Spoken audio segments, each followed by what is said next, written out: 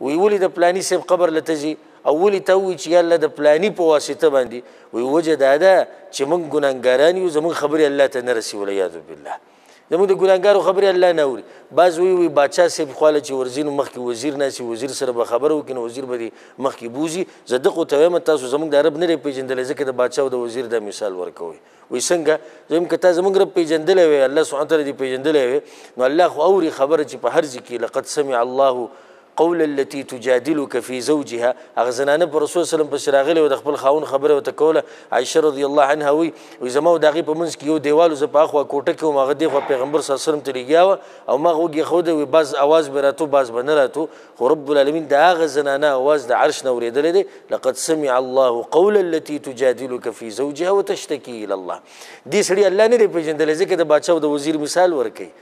موږ دوی ته دا وایو که تاسو زموږ رب پیژندلی وی هغه ته ضرورت نشته دی چې وزیر دې ناسي او وزیر دې اول تاریخ هلي او بیا دې باچا صاحب له سړی بوځي نه ولې ځکه چې زه درته فرق ښیم د دوی په دې باچا او په دې وزیر کې او زموږ په رب العالمین کې دوی نه دی پیژندلی الله سبحانه وتعالی د دوی په باچا صاحب باندې خوب راځي زموږ په الله باندې خوب نه راځي د دوی باچا صاحب چې دغه کمزوری کېږي زموږ الله نه کمزوری کېږي د دوی باچا صاحب نه خبره یېرېږي ځکه ورته وزیر رایادي خو زموږ د رب نه خبره نه یېرېږي وما کان ربک نسیه د دوی باچا صاحب چې دی وده کېږي ځکه ضرورت دی چې وزیر بهر چوکیداري وکړي سهار له ورته بیا خبره وکړي زموږ رب العالمین نه وده کېږي د دوی باچا صاحب چې دی دیوال نه اخوا خبره نه اوري زموږ رب د عرش نه اوري د دوی باچا صاحب د دیوال نه اخوا څه نه ویني زموږ رب حدیث کې راځي چې تکه توره شپۍ نیمه شپۍ تکه توره تیارۍ او تور کاڼی مین او تور میږی پرې رواني رب العالمین د دې میږي د قدمونو اواز هم اوري او د میږی ویني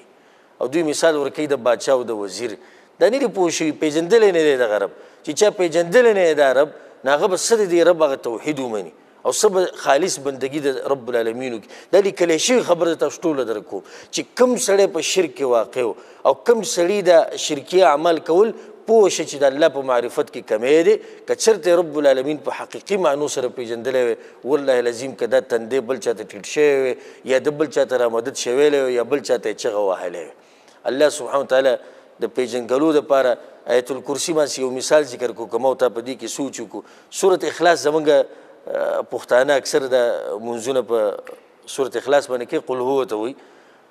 ټول عمر په قل هو باندې مونځ کړی زه وایم راځي چې دې قل هو کې سوچ وکړو که په دې قل هو کې دې سوچ وکړم دا قل هو دې هم د دې شرک او د هر څه نه منع کوي دا صورت اخلاص یې هم منع کوي خو موږ په هغې کې هم سوچ نه دی کړی قل هو الله احد ووایه هغه الله یک یوازې دی یک یوازې څه مطلب دی یک یوازې دی په باچایي کې یک یوازې دی په دې کې چې بندګي به صرف د هغه کېږي یک یوازې دی په اسماو په صفاتو کې نو ته چې په سورې اخلاص باندې مونځ کې او بیا لاړ شي د پلاني او د علاني قبر ته پروت دی تا په دې باندې عمل کړی دی وایي قل هو الله احد الله الصمد الله ته ضرورت لري دا مخلوقات او الله بې نیازه دی یعنی مطلب دا شو چې د ټول مخلوقات الله ته ضرورت لري دا ټول په دې کې رالو کنه الله الصمد یعنی ټول مخلوقات الله ته ضرورت لري الله بې نیازه دی وایي په دې ټولو مخلوقاتو کې دغه مخلوق راغی او که رانغی دی کوم ته چې ته رامدد شوی یو دی پکې هم راغی نو چې دی پکې راغی دی محتاج شو الله ته نو چې الله ته محتاج شو نو ته څه کوې چې د هغه خوا کې ولاړې هغه ته چغې وایي الله الصمد لم یلد ولم یولد نه ترې څوک پیدا دي نه د چا نه پیدا دی نه د الله دپاره نازولی شتي او نه دا شتي چې د پلاني د الله سره برخه ده او پلاني د الله سره حصه ده ولم يكن له كفوا احد او نه د الله په شان څوک شتي نه د الله سره د الله چې څنګه صفات دي داسې صفات د مخلوقاتو شتي هغه شان او نه د الله د نومونو په شان بلکې د الله نومونه او صفات کوم چې د الله دي هغه ډېر اوچت دي او ډېر اعلی دي الله سبحانه وتعالی دې موږ له توفیق راکړي چې موږ ځای په ځای د الله سبحانه وتعالی د توحید خبره بیان کړو او الله سبحانه وتعالی دې د توحید دې مسله باندې موږ ښه پوهه کړي او الله دې په موږ د عمل توفیق راکړي او زه اکثر دې ملګرو ته وایم چې کله د توحید درس او الحمدلله د توحید درسونه زمونږ سلسلهوار رواني زه اکثر دې ملګرو ته وایم چې په دې موضوع باندې دا کم خلک چې د الله د توحید سره نه لګي او د قبرونو سره او درګاهونو او دربارونو او د غیر الله دغه سره عادت شوي په دوی باندې توحید دا ټکی دا په ډېر بد لګي یاره ماړه بار بار توحید او توحید او توحید او توحید بعض تپوس کوي توحید د کله پورې زم توحید د هغه وخته پورې به وایو چې کله په قبر کې تپوس وشي من ربک ستا رب څوک دی دم توحید دی د مرګ پورې به توحید وایو د مرګ پورې به توحید بیانو که څوک پې خفه کېږي که څوک خوشحالېږي توحید د الله سبحانه وتعالی دا په موږ ټولو باندې غټ حق دی زه خپلو